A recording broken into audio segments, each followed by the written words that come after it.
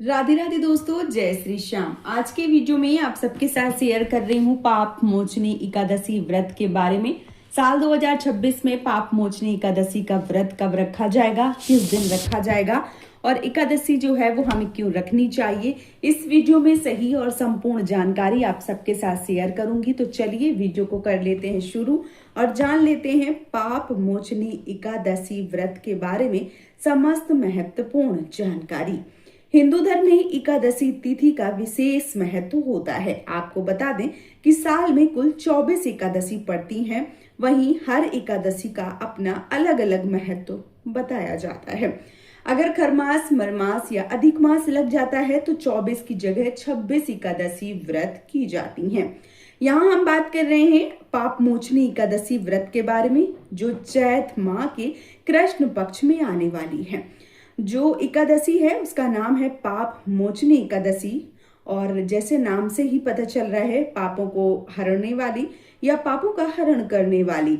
मान्यता है कि इस व्रत को करने से जाने अनजाने में किए गए पापों से मुक्ति मिलती है।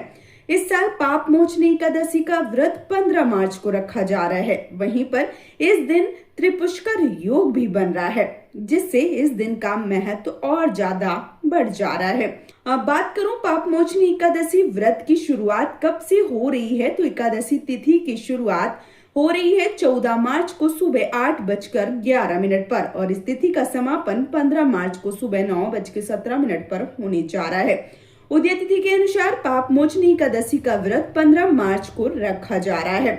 पंचांग के मुताबिक इस दिन श्रवण नक्षत्र और परिध योग का संयोग बन रहा है। इन योगों में यदि आप भगवान श्री हरि विष्णु का पूजन अर्चन करते हैं, कथा है वो सुनते हैं, तो आपको शुभ परिणाम जो है वो प्राप्त हो सकते हैं। इसके साथ ही साथ चौघड़िया मुहूर्त जो है वो भी मिल रहा है, तो इस समय पूजा करेंगे तो ये बहुत ज्यादा शुभ है। चल चौघड़िया मुहूर्त जो है वो 15 मार्च को सुबह 8 बजे से शुरू होगा और 9:30 बजे तक रहने वाला है। इसके साथ ही साथ जो लाभ चौघड़िया मुहूर्त है वो 15 तारीख को ही सुबह 9:30 से शुरू होगा और 11 बजे तक चलने वाला है।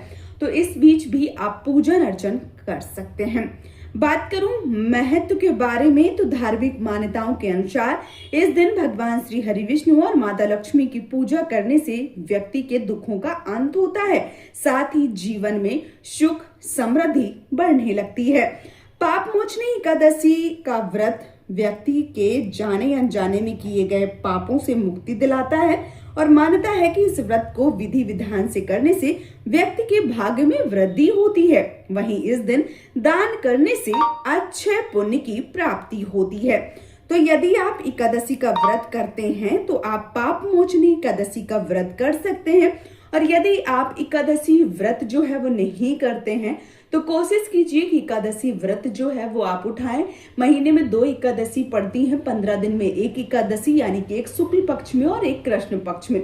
इस प्रकार से साल में 24 एकादशी होती है और जब खरमास मनमास लगता है तो 2 एक्स्ट्रा यानी कि 26 एकादशी पड़ जाती हैं। एकादशी व्रत में चावल निषेध बताए गए हैं। ना ही चावलों का आसन यानी कि ना ही जो चावल है उनका प्रयोग पूजा में किया जाता है, ना ही भोजन में और ना ही दान में। इस दिन चावलों को छूना पाप माना जाता है। कहते हैं कि यदि चावलों को इस दिन छुआ जाए तो पाप लग जाता है, क्योंकि एकादशी वाले दिन जो पाप होते हैं वो चावलों में छिप जाते हैं और यदि हम चावलों को स्पर्श करते हैं तो वो पाप हमारे अंदर चले जाते हैं।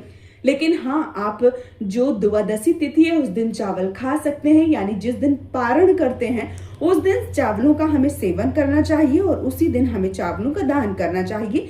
ये विशेष रूप से शुभ बताया गया है। अब आइए बात कर लेते हैं पूजन विधि की। तो इस दिन भक्तों को सुबह सूर्योदय से पहले उठकर स्नान ध्यान करना चाहिए। यदि संभव हो तो किसी पवित्र नदी या तीर्थ स्थान पर स्नान करना चाहिए। यदि ऐसा करना संभव नहीं है तो घर के जल में ही गंगा जल डालकर जो स्नान है वो आपको जरूर करना चाहिए। इसके बाद सूर्य भगवान को अर्घ देना चाहिए। भगवान श्री हरि विष्णु का ध्यान करते हुए व्रत का संकल्प लेना चाहिए। फिर घर के मंदिर को साफ सुथरा करना चाहिए। भगवान श्री हरि विष्णु की और माता लक्ष्मी की विधिवत रूप से पूजन करना चाहिए।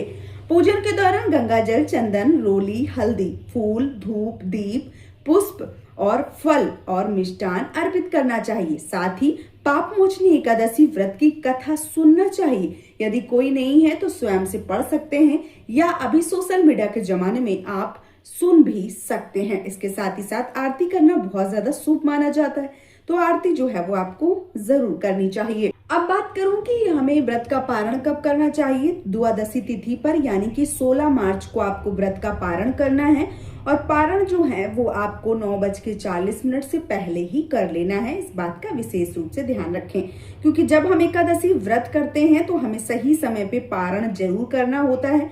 जैसे एकादशी व्रत रखना उसी प्रकार से पारण भी सही समय पर करने से ही जो व्रत है वो पूर्ण बताया गया है। तो आप सही समय पे व्रत का पारण कीजिए, भगवान श्री हरि विष्णु के नाम का जाप कीजिए और दान पुण्य जो है वो अपने सामर्थ्य के अनुसार जरूर कीजिए। तो उम्मीद करती हूँ कि पापमोचनी एकादशी व्रत के बारे में आपको समस्त जानकारी मिल गई होगी। यदि आपके मन में किसी भी प्रकार का कोई भी संशय है तो आप हमें कमेंट बॉक्स में नीचे जरूर लिखिए और वीडियो पसंद आया है तो चैनल को सब्सक्राइब करके वीडियो को लाइक जरूर कीजिए। आज का ये वीडियो मैं यहीं पे समाप्त करूंगी। बहुत जल्दी मिलूंगी एक और नए वीडियो के साथ में। तब तक के लिए जय श्री श्याम दोस्तों, राधे राधे।